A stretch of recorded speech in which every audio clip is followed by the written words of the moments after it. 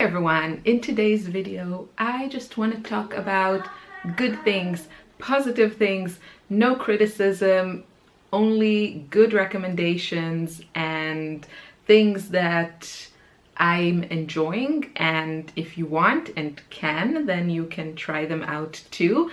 The reason I'm making, what prompted this video was that I got a comment on the Daniel Smith recreating the 24 set video that I was being very negative about Daniel Smith, and that comment has since been deleted by the writer.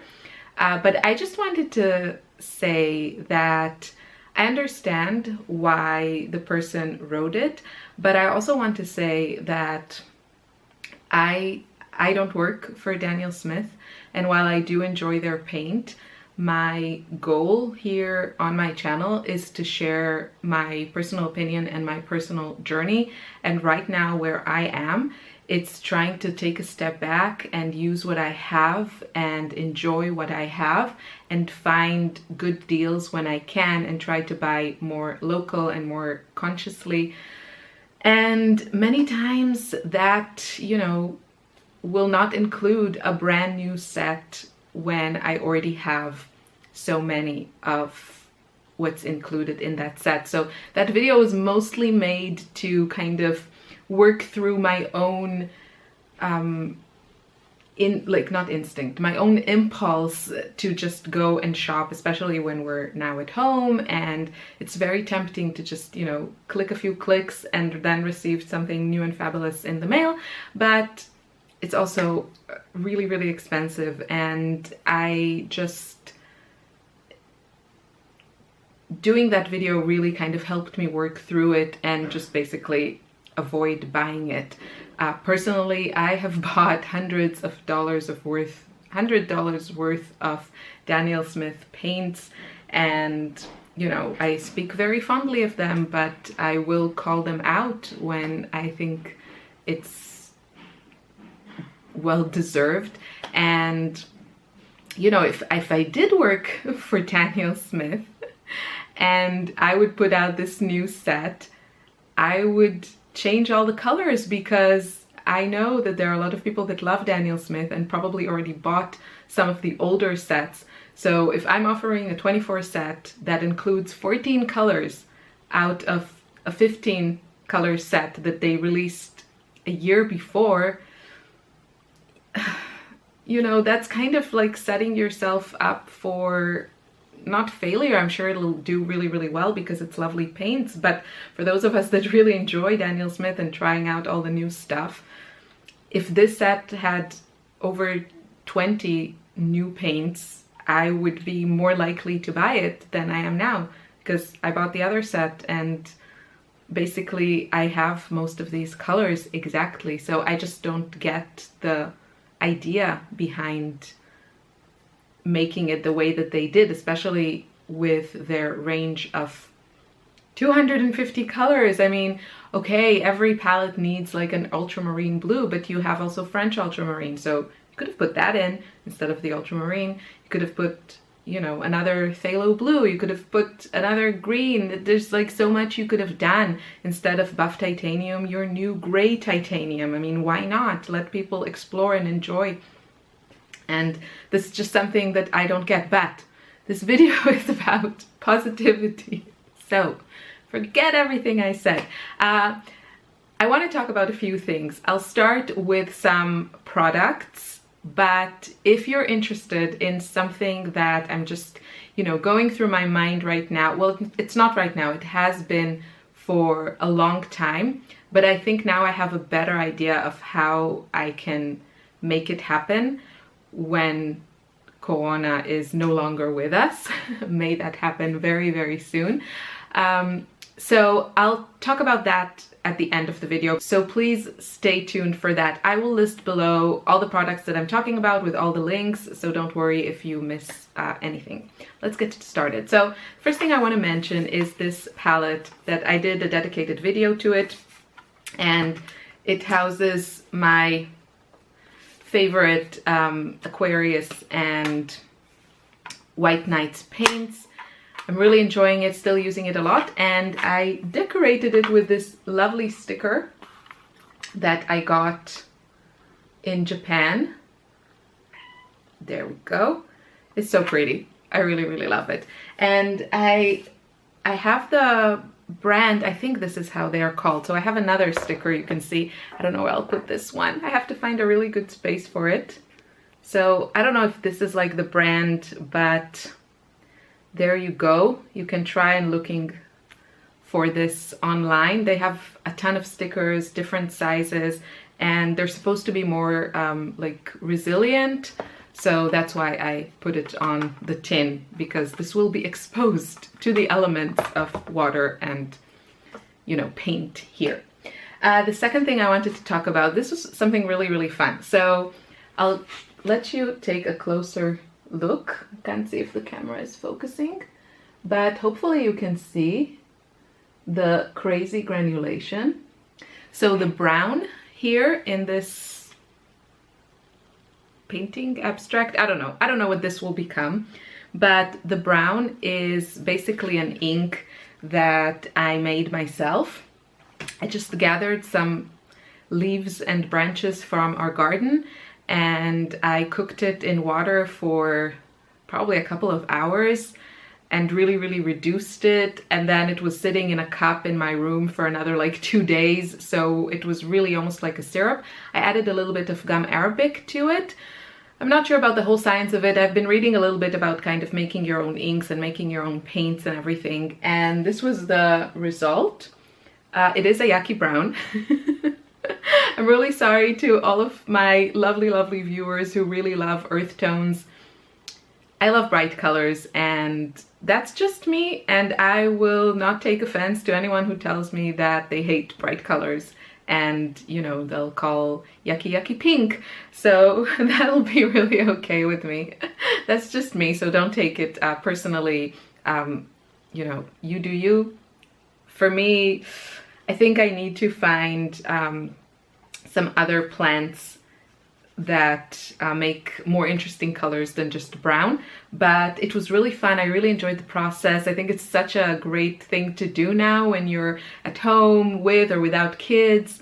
And it was really fun. We gathered some flowers. They're very pale and yellow, so I don't know what will happen, but I think that will be our next project. And then I just added some drips of the Dr. P.H. Martin's Radiant Concentrated Watercolor. I just dropped some turquoise and yellow just to see what happens. And yeah, it's really beautiful. The granulation is incredible. And I think because of the gum arabic, it's kind of sticking to the paper, so it's not coming down or anything.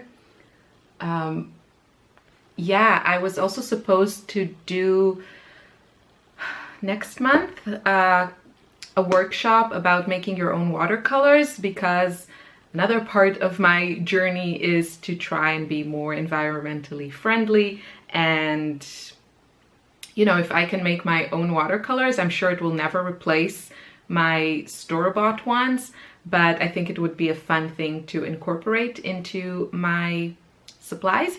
So I was supposed to do that workshop. For now, it's postponed till after Corona. But yeah, so this was kind of a similar attempt to make your own stuff, and I really, really enjoyed it. Moving on to brushes. I want to mention these. I've been loving these. So I'm mostly a round brush kind of gal.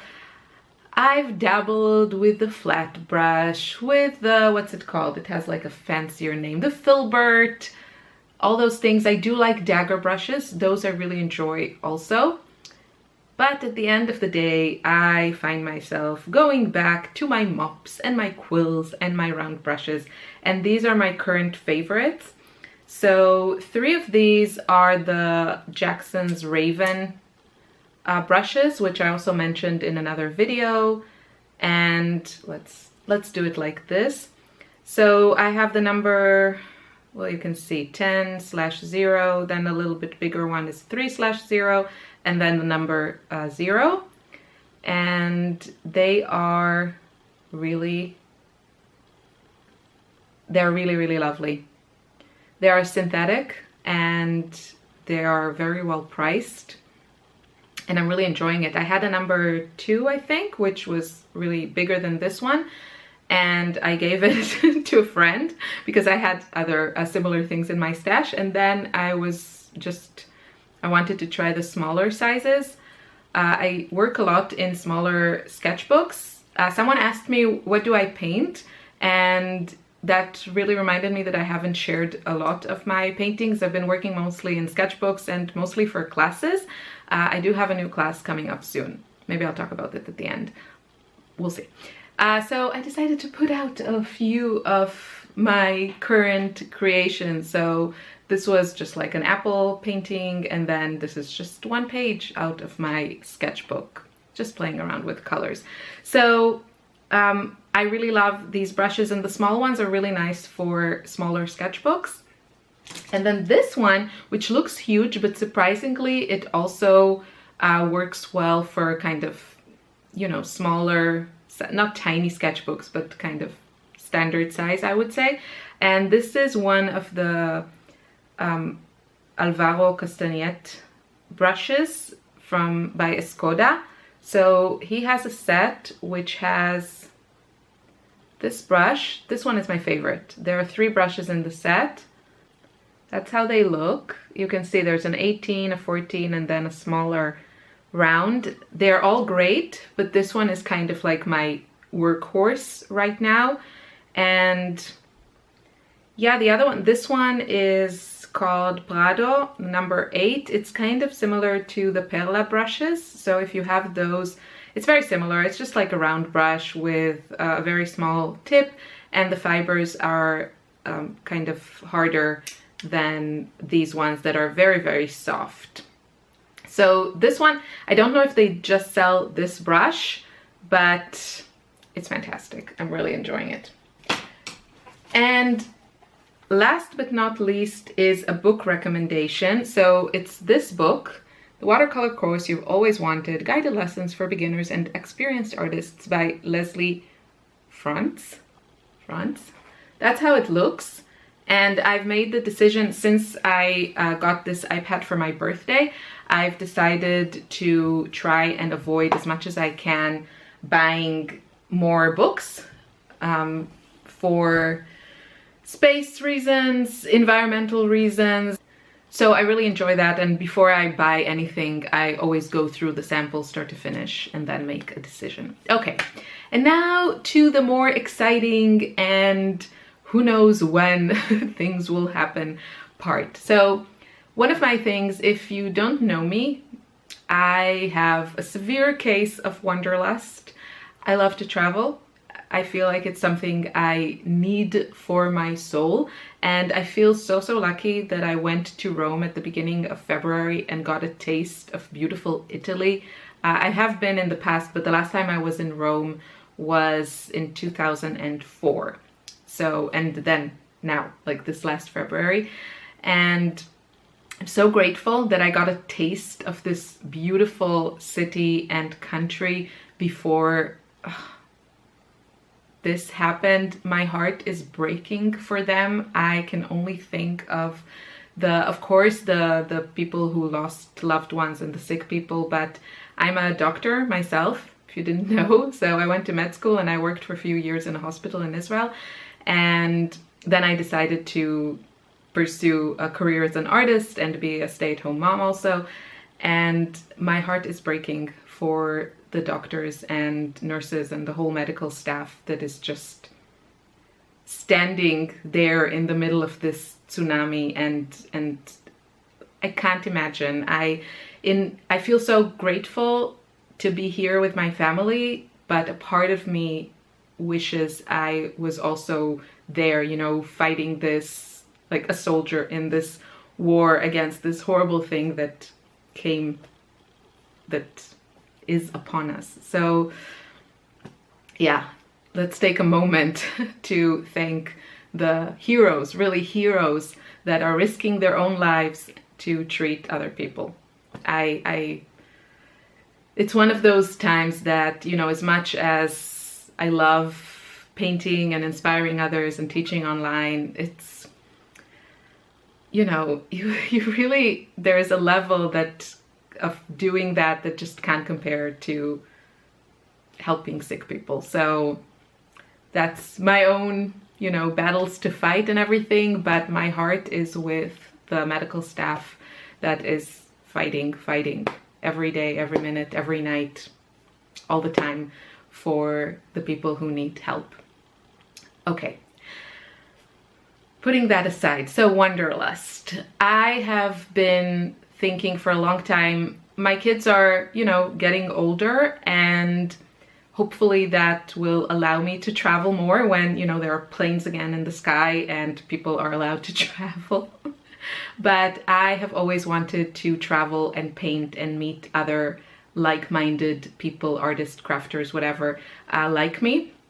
And I've been thinking for a long time on how to do that. And at first I thought, okay, I can like schedule a workshop somewhere and, you know, post it and advertise it and hopefully people will come. But then I thought, you know, you're really kind of limiting yourself in this way. So my other intention, like attacking this whole thing from a different perspective, and this is also something that I have also wanted to take part of these wonderful workshops that I see, you know, a week in Tuscany with this and this artist, and it looks amazing. And I would love to do that as a student, as a participant, because I'm sure that you learn so much and you meet wonderful people. And, you know, I've only studied watercolors and art online, except for a few courses when I was in high school.